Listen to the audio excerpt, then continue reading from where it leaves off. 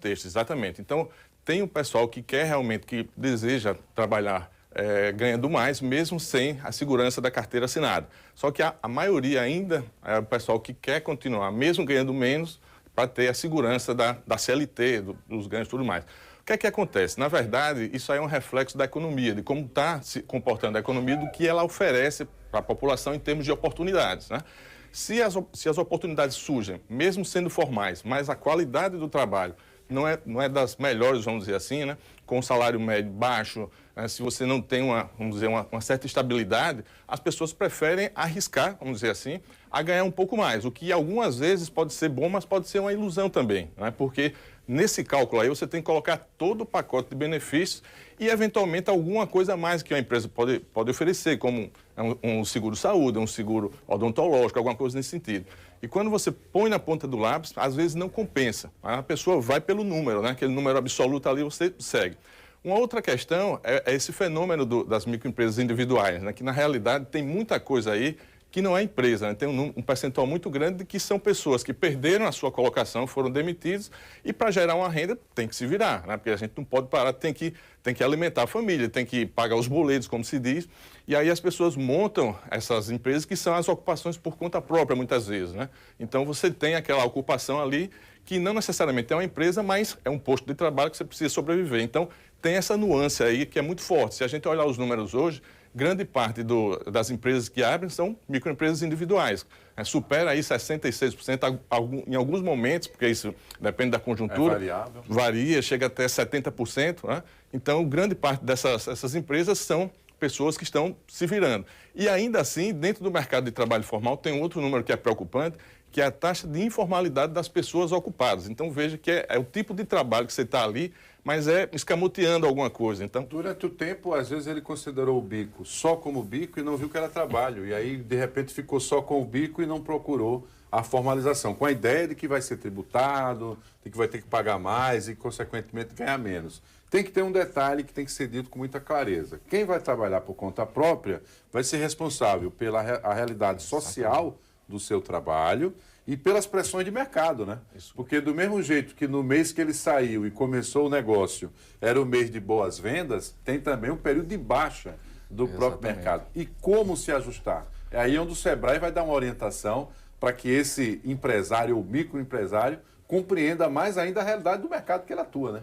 Exatamente, Marcos. Você colocou um ponto fundamental aí, porque, por exemplo, tem os períodos de entre-safra, vamos dizer assim, no mercado de trabalho, né? Que, por exemplo, é o período, dependendo do serviço que você presta, entre Natal e o início do ano, depois do Carnaval e tal. Muitas vezes, dependendo do serviço que ele contrata, tem uma diminuída grande aí. Então, se você não acumulou durante o ano inteiro uma reserva para esse período, você vai passar justamente naquele período ali uma privação, uma redução da sua renda, do que entra como faturamento para a sua empresa, para a sua família, que vai lhe deixar numa situação apertada.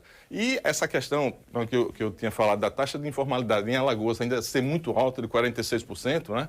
Então isso preocupa bastante, né? Porque é aquele tipo de trabalho, aquele tipo de empresa mesmo, que ela tem uma fragilidade institucional muito grande. Então, sim, né?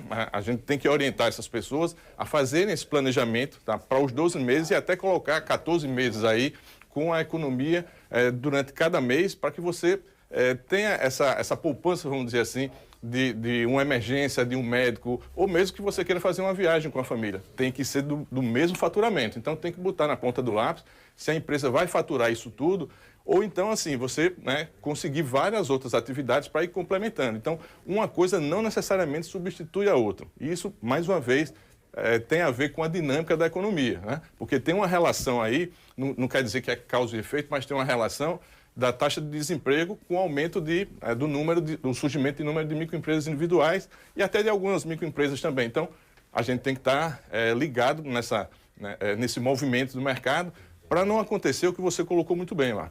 Para não tirar dos responsáveis de políticas públicas a responsabilidade de planejar, né? Porque você pode dizer assim, não, aqui é com o empreendedor, é com o cidadão, tem que se virar e tal. Em uma certa medida, sim, a gente tem que ter o nosso estímulo, né, nosso apetite para faturar, para correr atrás e tudo mais. Mas se isso tudo não é suficiente para cobrir o mínimo de saúde, de educação, etc., tem alguma coisa faltando. E, nesse momento, as políticas públicas têm que cobrir esse vácuo aí. Vamos destacar essa parte da pesquisa que traz o dado de 31% que preferem trabalhar sem carteira assinada se ganharem mais. Aí, na sua visão, Fábio, isso pode aumentar a informalidade? Existe esse risco?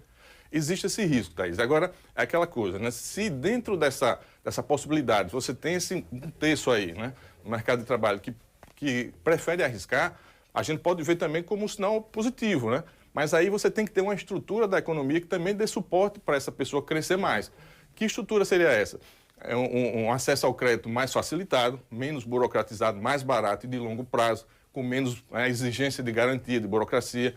É você ter uma estrutura de suporte, né, como o Sebrae e os outros ainda dão, mas que a gente ainda é pouco, vamos dizer assim, né, para o universo de empresas e de demandas, mas que esse serviço presta para a comunidade. A gente precisa ter outros tipos de serviço também. A gente precisa ter uma estrutura de governo ainda maior, né, para dar esse suporte. Quer dizer, não é simplesmente aumentar custos, mas é fazer com que essas pessoas tenham autonomia e possam crescer. Porque sozinho, num faturamento pequeno, sem esse suporte, não tem como automaticamente você sair de uma empresa, vamos dizer, muito pequena como o MEI, para chegar até a ME e depois uma empresa de pequeno porte. Tem que ter um apoio. Tem que ter um Agora, apoio. me diga, complementando a pergunta anterior, o perfil dessas pessoas. São jovens, são pessoas que perderam o emprego, são pessoas que estão em transição no mercado. Como é que você faz essa leitura? Pois é, são pessoas, se a gente pegar o pessoal de microempresas individuais, eles são pessoas mais maduras, tá? São pessoas que estão entre 44 e 59 anos por aí, tá? Tem muito jovem também, obviamente, né?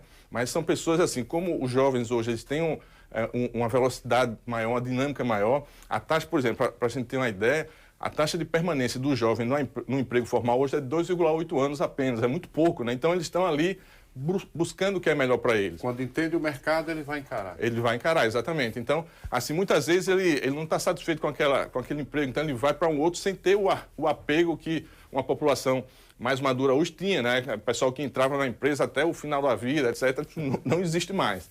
Então, são pessoas assim, mais maduras, né? Do pessoal